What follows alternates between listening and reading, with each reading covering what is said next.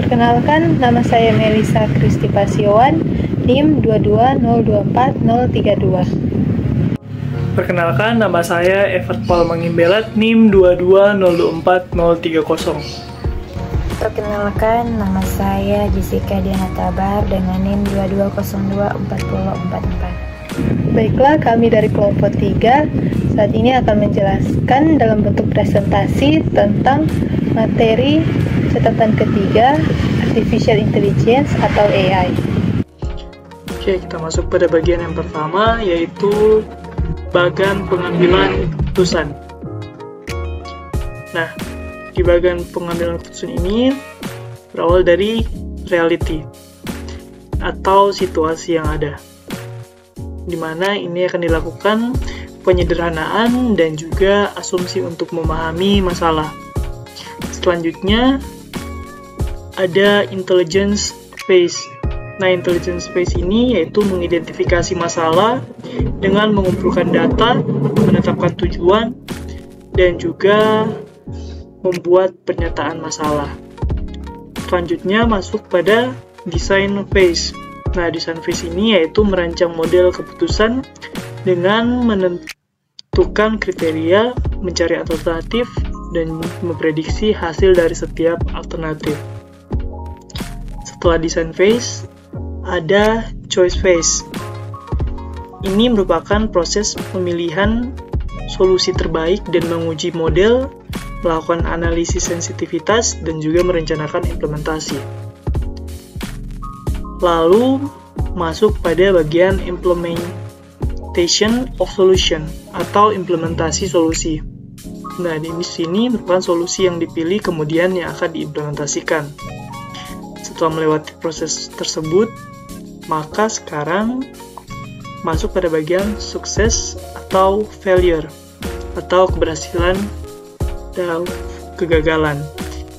Jika implementasinya berhasil, maka proses selesai. Jika gagal, maka kembali ke design phase untuk melakukan perbaikan model dan solusi. Nah, selanjutnya di sini ada 3 fase dalam pengambilan keputusan. Yang pertama adalah intelligence phase. Fase ini adalah tahap awal di mana masalah diidentifikasi dan didefinisikan dengan jelas. Data dikumpulkan dan dianalisis untuk memahami situasi dan juga masalah yang dihadapi. Fase yang kedua ada design phase. Pada tahap ini, berbagai alternatif solusi dirancang dan dihasilkan. Model yang mewakili sistem dibuat untuk membantu mengevaluasi dan berbagai opsi yang ada. Dan yang ketiga, yaitu choice phase.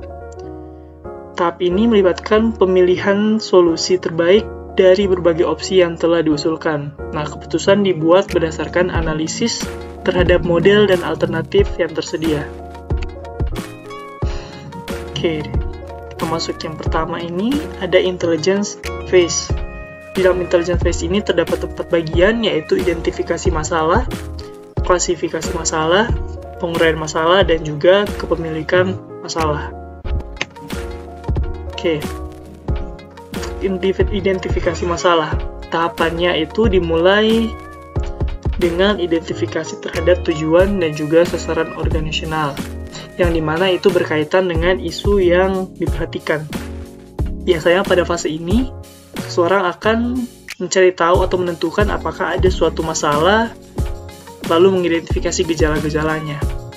Nah, bedakan juga antara masalah dengan gejala dari suatu masalah.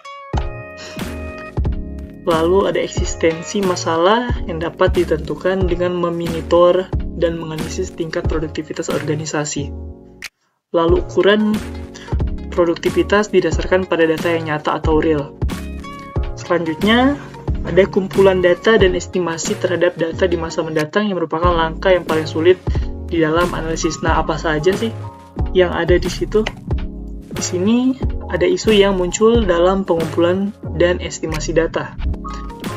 Mulai dari data yang tidak tersedia, pemerolehan data yang bisa jadi memerlukan biaya besar, data mungkin tidak akurat atau tidak cukup, estimasi data sering subjektif, dan masih ada 4 lagi, yaitu data bisa jadi tidak aman.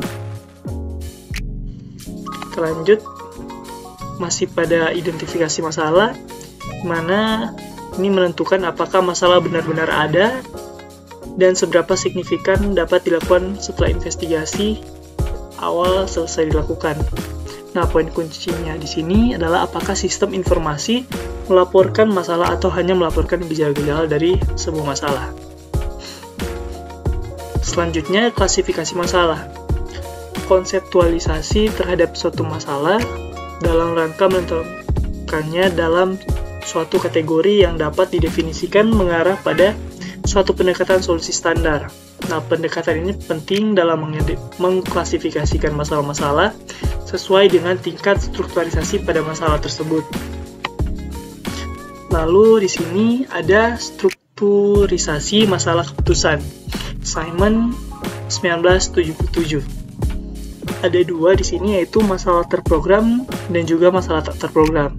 Untuk masalah terprogram ini merupakan masalah-masalah yang terstruktur dengan baik, yang dimana ini berulang serta rutin. Dan untuk masalah-masalah tersebut bisa dikembangkan model-model standar. Contohnya di sini ada jadwal mingguan karyawan, determinisasi bulanan arus kas, dan juga seleksi tingkat inventory. Lalu untuk masalah yang tak terprogram, yaitu masalah yang tidak terstruktur, yang belum dikenal sebelum dan tidak terjadi lagi. Contohnya menangani proyek penelitian dan pengembangan yang rumit. Lalu masih ada lagi, yaitu masalah semi terstruktur. Nah, ini berada di antara kedua spektrum tersebut. Lalu masalah yang dapat menjadi tidak terstruktur ketika pengetahuan atau informasi yang tersedia sangat minim atau tidak ada. Dan terakhir itu mengembangkan pengetahuan mengenai suatu masalah dapat menambah struktur pada masalah tidak terstruktur atau semi terstruktur. Selanjutnya itu penguraian masalah. Sini ada masalah yang kompleks dapat dibagi menjadi banyak sub masalah. Lalu memecahkan sub masalah yang lebih sederhana dapat membantu kita dalam memecahkan masalah yang kompleks. Nah, di komposisi memfasilitasi komunikasi antara para pengambil keputusan. Selanjutnya ada kepemilikan masalah. Nah, pertama sini menentukan kepemilikan masalah merupakan hal penting pada fase inteligensi. Sebuah masalah ada di dalam sebuah organisasi hanya jika seseorang atau beberapa kelompok mengambil tanggung jawab untuk mengatasinya dan jika organisasi memiliki kemampuan untuk memecahkannya. Dan ketika pemilik masalah tidak tentukan, maka seseorang tidak melakukan tugasnya atau masalah akan diidentifikasi sebagai masalah orang lain. Oke. Dan juga oleh karena itu penting juga buat seorang untuk secara sukarela memiliki atau menugaskannya kepada orang lain. Dan juga fase inteligensi berakhir dengan penyataan masalah secara formal. Di sini saya akan membawakan materi 3 KI dengan judul Design Phase atau fase desain. Fase desain meliputi penemuan atau mengembangkan dan menganalisis tindakan yang mungkin untuk dilakukan. Dan yang kedua, meliputi pemahaman terhadap masalah dan menguji solusi yang layak. Ketiga, sebuah model untuk pengambilan keputusan, dikonstruksi, dites, dan divalidasi. Yang berikut, pemodelan meliputi konseptualisasi masalah dan mengabstraksikan masalah ke dalam bentuk kuantitatif dan atau kualitatif. Dan yang berikut, untuk sebuah model matematika, variabel-variabel diidentifikasi dan kemudian ditentukan hubungan-hubungan di antara variabel tersebut. Design phase atau fase desain itu memiliki 2 model. Yang pertama, model yang sederhana mengarah pada biaya pengembangan yang lebih rendah, manipulasi yang lebih mudah, dan solusi yang lebih cepat tetapi tidak akurat. Yang kedua, model yang lebih sederhana biasanya memerlukan lebih sedikit data atau data yang diagregasi diagregasikan atau lebih mudah didapatkan. Jadi ya, desain phase atau fase desain. Model memiliki variabel keputusan yang menggambarkan alternatif yang harus dipilih oleh seorang manajer. Contohnya, bagaimana beriklan pada waktu khusus, server web, mana yang akan dibeli atau disewa. Sekumpulan variabel hasil seperti laba, pendapatan, atau penjualan menggambarkan tujuan atau sasaran dari masalah pengambilan keputusan. Variabel atau parameter yang tidak dapat dikontrol seperti kondisi krisis ekonomi menggambarkan lingkungannya. Proses pemodelan meliputi menentukan atau matematis atau simbolis hubungan-hubungan di antara berbagai variabel. Memilih sebuah prinsip pilihan mempunyai 4, yaitu yang pertama, prinsip pilihan adalah sebuah kriteria yang menggambarkan acceptable pada sebuah solusi kemampuan untuk dapat diterima. Yang kedua, pada sebuah model, prinsip tersebut adalah hasil sebuah variabel hasil.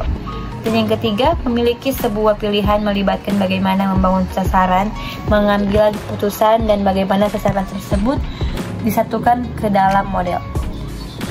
Dan yang keempat, prinsip pilihan normatif dan deskriptif. Selanjutnya saya akan menjelaskan untuk dari bagian model normatif. Model normatif adalah merupakan sebuah model di mana alternatif yang dipilih merupakan alternatif terbaik dari semua alternatif yang memungkinkan. Untuk menemukan alternatif terbaik, kita harus menguji semua alternatif, lalu membuktikan semua alternatif yang dipilih itu apakah benar-benar yang terbaik. Hal-hal ini dapat disebut juga dengan optimalisasi. Optimalisasi ini dapat dicapai dengan salah satu dari ketiga cara berikut, yaitu yang pertama, mendapatkan tingkat terbaik dari pencapaian tujuan dari sekumpulan sumber daya yang ditentukan. Contohnya, alternatif mana yang akan memberikan laba maksimum dari investasi senilai 10 juta dolar. Kedua, temukan alternatif dengan rasio tertinggi dari pencapaian tujuan dengan biaya atau memaksimalkan produktivitas.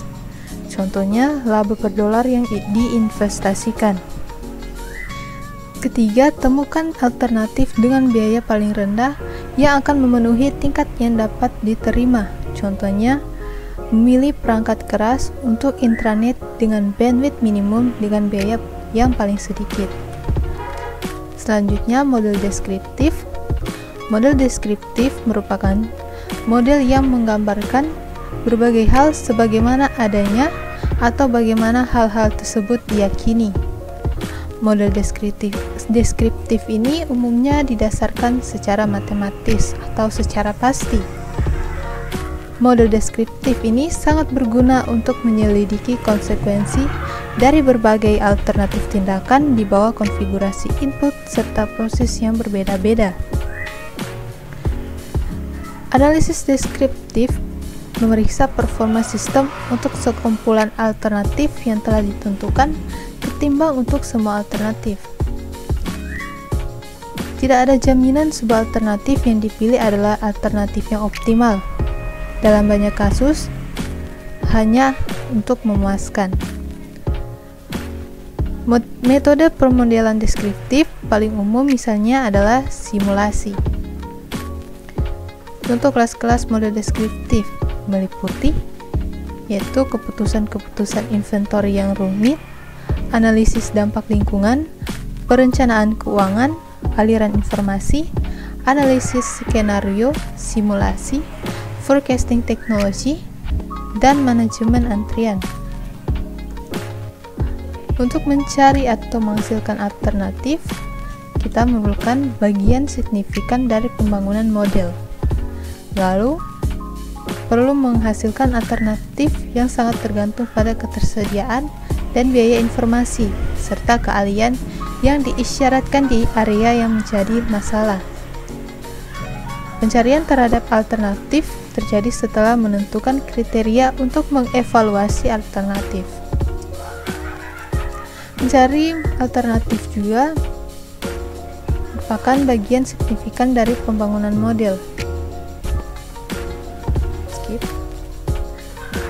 Untuk mengukur hasil akhir, nilai dari sebuah alternatif dievaluasi dalam hal pencapaian tujuan. Contohnya, laba adalah suatu hasil akhir, maksimalisasi laba adalah suatu tujuan, dan keduanya dinyatakan dalam terminologi dolar. Selanjutnya, penjelasan untuk choice phase atau fase pemilihan. Choice phase merupakan fase di mana dibuat suatu keputusan yang nyata dan diambil satu komitmen untuk mengikuti suatu tindakan tertentu. Fase pilihan meliputi pencarian, evaluasi, dan rekomendasi terhadap suatu solusi yang tepat untuk sebuah model. Solusi untuk sebuah model adalah sekumpulan nilai spesifik untuk variabel-variabel keputusan dalam suatu alternatif yang telah dipilih. Pendekatan pencarian melibatkan beberapa hal. Yang pertama, teknik analitik atau sebuah cara untuk memecahkan suatu formula. Kedua, algoritma menggunakan prosedur atau langkah-langkah. Ketiga, heuristik, yaitu mengikuti aturan utama. Dan yang terakhir, blind search atau pencarian tanpa informasi. Ada beberapa hal yang harus diperhatikan dalam fase pemilihan atau choice phase. Pertama, masing-masing alternatif harus dievaluasi terlebih dahulu. Kedua, jika memiliki banyak tujuan, maka semua tujuan harus diuji dan seimbang satu dengan yang lainnya. Ketiga, analisis sensitivitas digunakan untuk menentukan ketangguhan sembarang alternatif yang diberikan. Dan yang keempat, analisis bagaimana jika atau what if analysis digunakan untuk menyelidiki perubahan utama dalam parameter. Nah, itulah presentasi mengenai materi 3 AI dari kami, kelompok 3. Sekian dan terima kasih.